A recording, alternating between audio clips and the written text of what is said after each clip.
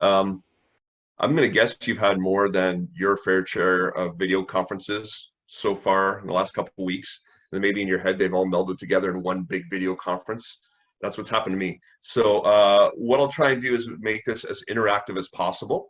So what I hope to do in the first few moments is just kind of walk you through some of the updates to the site so you know what you're looking for. And then what we're going to do is take about 5 minutes to explore the site. So you'll have a chance to flip through and take a look at various things. And then we're going to break you into small groups, 3 or 4 people in each group, where you get 10 minutes to talk, where you can share what you found, get to know each other a little bit, and have just a really good conversation about resources and the tools there, and maybe about history generally. And then we'll bring you back together at the end to share your thoughts and your observations about what you found. So I guess the first question is why we considered making this change. I think, first of all, we wanted a much more visual experience for users, especially for users on using cell phones. Increasingly, we use cell phones as a way to flip through pages. And if you have a chance to open up the new OHASSTA page on your cell phone, you'll see that it is really visually easy to sort through and kind of fun to explore. We really wanted to have that sort of experience for the user. We also wanted to create an environment where you felt like you wanted to play around a little bit and explore and look at all the different corners, and hopefully we've done that. It was really important to us to create a space that felt more collaborative, and what we mean by that is that the writing for the site is essentially done by the members of OHASSTA, and so we wanted to create an experience where history teachers throughout Ontario would want to contribute to the site as well, to build a repository for fellow teachers. We certainly wanted to make it a lot easier to access, and I think we've accomplished that. But one thing that was really personally important to me is I wanted this to be a place where teachers started their research, right? I remember talking to a colleague of mine, a great teacher I really, really respect, who didn't know that the OHASSTA website had these resources. And we first saw them, he was really, really happy with them. But the fact that this energetic, determined, technologically savvy teacher didn't know that stuff was there was a bit of a problem, right? So we wanted to address those issues. So, oh, by the way, I'm making a big assumption here. I assume everyone can see my screen? Yes, good. Okay, great. Okay, so the first thing I want to point out to you is that when you go to our new website, you'll notice that we have what are basically categories or thematic views of the web page, right?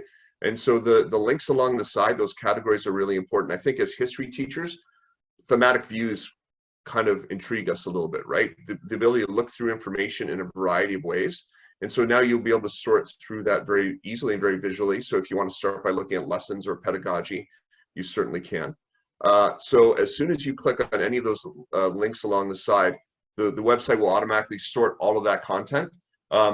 Particularly if you're a grade 7-8 teacher, I think if you click on lessons, you'll be very pleasantly surprised because there's a great collection of 7 and 8 history lessons that are ready to go, made by Ontario teachers, ready for your classrooms. And so if you have a chance to explore that, I think you'll find something that you really like.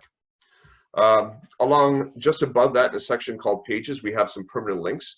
There's information about conferences that OHASSTA runs, including past guest speakers. And I think if you look at that past list, you'll be very impressed. I know I was. It's a great list.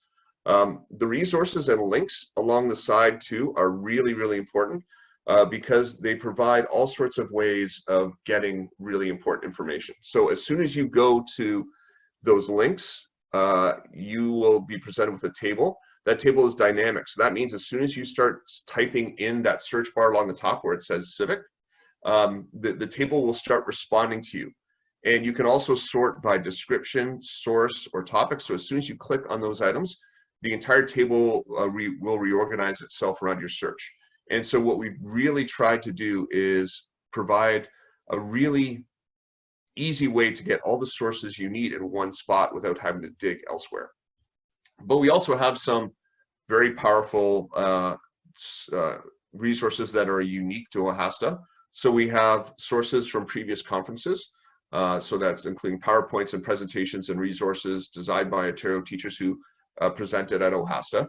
And we have a library of resources that were created by OHASSTA for those teachers in Ontario. So we really want you to explore those and see what you can find. Remember to use that search tool to eliminate the stuff that's maybe not quite as relevant to you, to see what kind of offerings are there. We also have a partner page, which we would like you to take a quick look at if you can, listing off the various partners that we've been working with, and Rachel can certainly explain that in great detail a little bit later.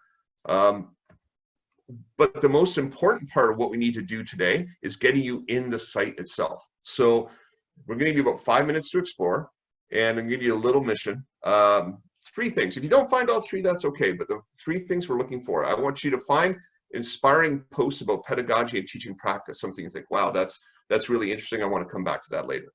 I want you to find a resource that you definitely are going to check out, whether that's a link, something in the conference resources or in the blog itself. And I want you to find a reflection by a teacher that you might like to read. Okay, so again, if you can't remember those 3 things, just 3 things you find interesting that you want to come back and share later would be absolutely great.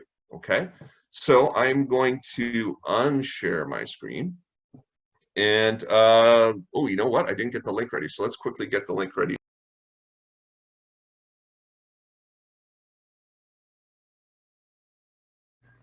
We'll kind of open up the floor to the reps from the different groups, and just if we can have a great discussion, I think that's the goal, right? Share what you found, share what interests you, anything you saw that was compelling, that would be great. Erin, can we start with you? Is that okay? That's fine with me, yeah. Okay, thanks. Okay, so something that I found interesting was, where are the children? I am a English literacy and contemporary studies consultant, so and we're rolling out the MBE course next year, so I'm always got my eyes open for good Indigenous resources that are cross-curricular. So that one stood out to me. And I don't think we really got into this, but one thing that I thought was really interesting from the reflections was stories from self-isolation. I would like to go back to that, especially I think being connected right now is important for teachers, and we're all experiencing something very, very new in education and in life. So it's nice to have that space to connect. I really like that piece. But what we talked about a lot in our group is what we're looking for, and in this new paradigm shift, we're really looking for more bite-sized activities or activities that could be adapted to the distance and remote learning, but in such a way that the assessments and the assignments are equitable and accessible to kids in all different circumstances and teachers in all different circumstances. And we were saying every time we think we have it figured out, there's another variable to consider. So this is deep learning at its finest, and I think that this platform and this website is an excellent start, and it's got a lot of great things in there that we can send our teachers to and work and support them to try and make some adaptations. Awesome. Thank you so much. That was great. Other groups? I can speak to Breakout Room 1, I think. Thank you. So it was Sarah and I and Eleanor and Christina, and we kind of talked a little bit about a couple of things that were of interest, but also some needs. So we came to a couple of conclusions around diversifying some of the resources in more social science areas, that, you know, getting away from, we all know this, the sort of predominance of the history, particularly grade 10 history. But Eleanor was looking for some equity resources and found something for the equity course there. So that was good. Just, you know, and just the idea that it looks great, but, you know, needs a little bit of time to explore. This was kind of a conclusion that we came to. So yeah, I add anything if I like.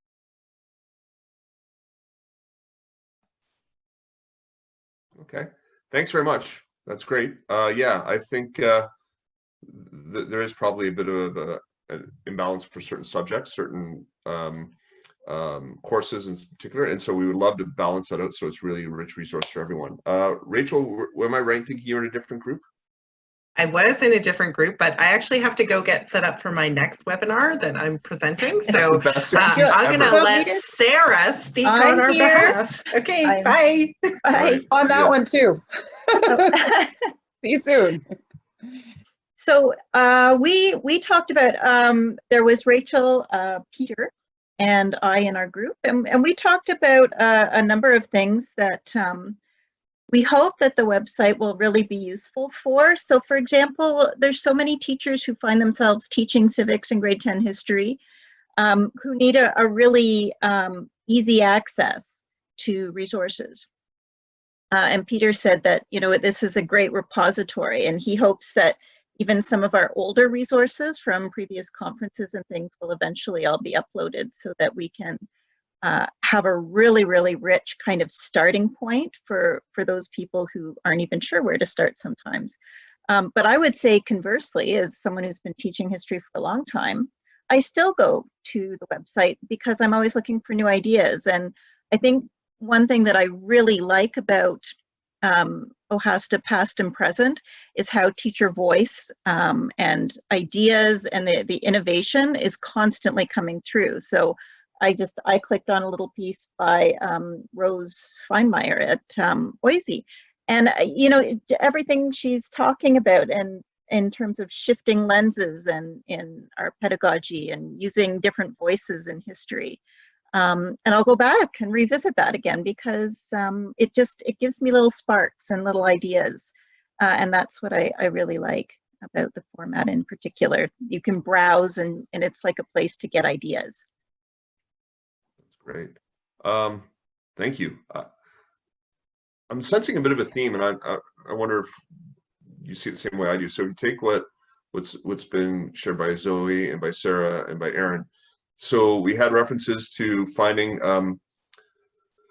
stuff that we could use now in this unusual climate, this unusual circumstances, and then we had references to civics teachers and history teachers who maybe are new to those courses and are trying to figure out how to approach this. So I'm wondering collectively, do you think it's more important for us to focus on smaller lesson size things, or would it be more useful to those teachers to think bigger picture? Because I'm sure we all remember when we first started teaching, I mean, how many times are you planning the night before every single time, right? Because you're just trying desperately to play catch up. And if you're that new teacher who's been thrown into civics, for example, would you want smaller lessons that you use daily, or would you like a big framework that allows you to think, okay, this is where these are the big picture items, and these are things I need to the things I need to accomplish? Does that make sense as a question? It sounded a lot clearer in my head when I was thinking it. It just didn't come out the way I want to. I don't know. What are your thoughts? Well, my initial thoughts is it's complicated because I think that if you're in the regular school and we're back to the classroom, they would probably want that day-to-day, those smaller lesson plans broken down. And if we're in this distance learning, and we're in this situation, it is more beneficial to have broader picture and say, we have from May till June that we're planning this for this short amount of time. What are the most important things to cover? And just narrowing it down. I think in that context, that's the better piece for teachers, but you don't want to miss all those little in-between pieces too. So it's a hard, that's the balance, is trying to figure out what to do there. Yeah, it's complicated. A mixture of both is good, because when I think about myself realistically, when I started to look for resources just now, I was thinking of like smaller topics and kind of looking that way. I wasn't even thinking really in the pandemic. I was just kind of thinking for myself, because I'm the person that is more social sciences. So I was kind of looking with that lens at things. But I know, I mean, that's sort of realistically, I find that like usually I'm kind of if I'm looking for something, it's probably something kind of smaller. But on the other hand, I think there's so many interesting and thought-provoking things there when I look at them and see.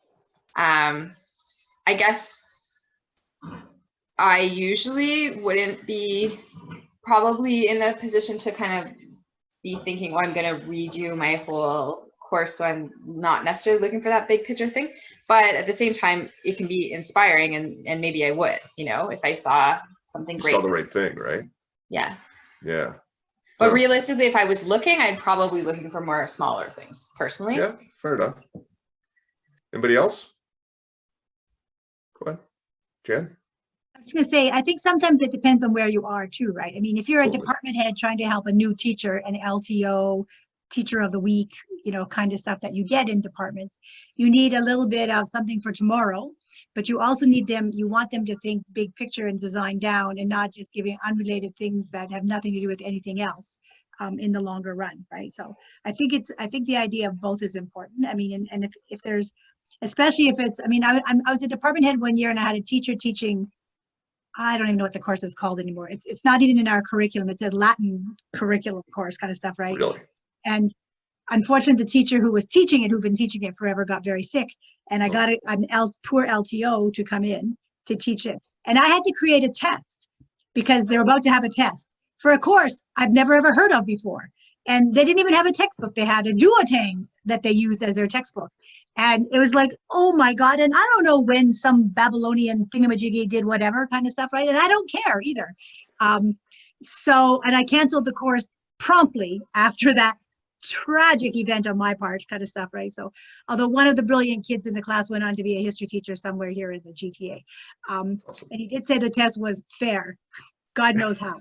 But the point is, like I'm just thinking from as a department head where suddenly you lose a teacher, and you get a poor beginning teacher who knows like just as little as I do about the course kind of stuff. Not the courses, there's lots of resources and textbooks and blah, blah, blah around, right? But you know, those kinds of things where you can help a teacher do not just something for tomorrow, but something in the long run so that it's authentic and, you know, like it's like that piece, assessment wise as well as discipline wise. Yeah, I agree. We should do everything for everybody, basically. Yeah, we'll just get right on that. Let's go. Any other thoughts about that? No? Okay. It does kind of occur to me that, as listening everyone, that there's a little bit of two birds, one stone here in the sense that if we do manage to put together resources or approaches that help teachers through the next few weeks, months, whatever that may be, because we're focusing on overall expectations right now, right?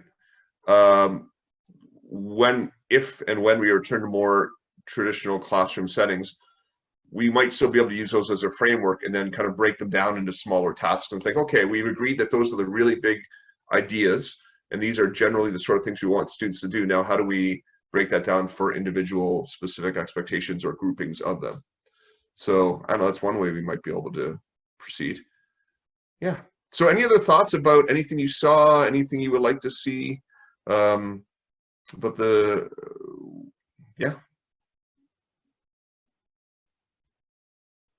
No? Okay. Well, I just wanted more president's messages.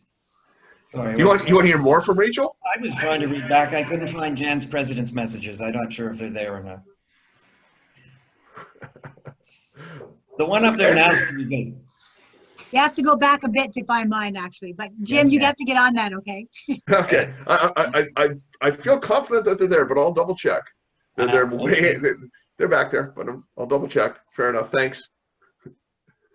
I just wanted to say thank you is all. I appreciate you guys taking the time, you know, to be leaders in OHASSTA, but also to offer these webinars. It's good of you.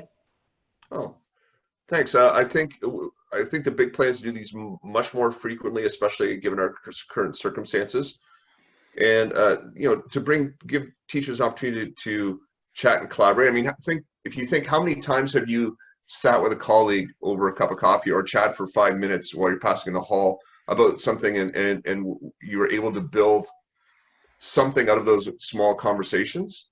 Now those conversations aren't happening, right?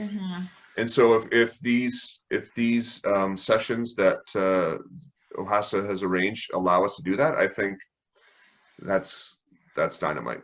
So thanks for that. Yeah. So thank you so much, everyone. Really enjoyed sharing this with you. I hope you find it useful. Please feel free to share it with anyone that may be interested. If there's anything that that occurs to you about how we could meet the needs of teachers in Ontario, please feel free to share. Sarah, do you have any information about the next session to share? Yeah, so in the chat group, I've just put a Google form. If you could just help us improve and give us a sense of where you'd like us to go next, if you can fill out that feedback form, that'd be great. I also want to take the time to thank Jim and everyone else for attending today and starting what we hope is a series of wonderful webinars that can help us. If you're still on the OHASSTA website, on the homepage, you'll see that there is a, I guess, a highlight for the webinars. So if you do look them out, we'd love to see you at a lot of our next. We're having a happy hour, but you'll see that we're also going to be looking at some of the e-learning courses that are there to see what's in them and how that can help us right now with remote learning as well as blended learning in the future. You'll see that we're going to be looking at the CHY and the economics course, and we're also going to be doing something on assessment with Jan, who's here with us today, and we're going to be looking at bridging grade 7, 8 history with 10, so an elementary secondary focus. So if you have any elementary teachers and you're interested in working with some partners, this is a great opportunity. It's also a great time to kind of look at the new curriculum in grade 7, 8, 10 and see how it flows together. So that's going to be a great webinar.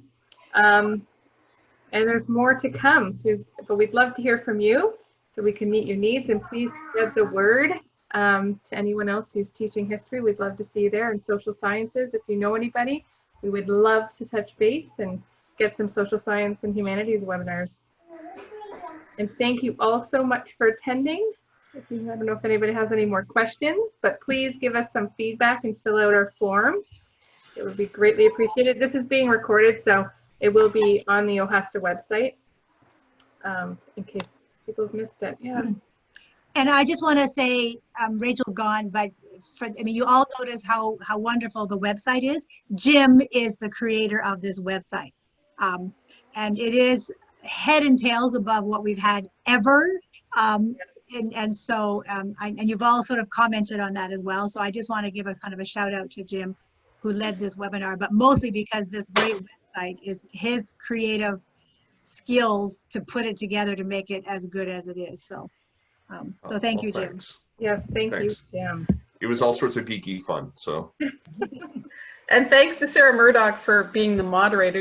You did an amazing job. Everything flowed smoothly. Yeah. I was at a webinar last week where there was no sound, and then the moderator couldn't find the number for people to phone in to get sound, and it was, you know, but today was really seamless. So thank you, Sarah, for doing an amazing job. Yeah. Thank you. Thank you very much, everyone. Okay. Nice to see all these nice new people. It is. Everyone. Thanks. Have a great day.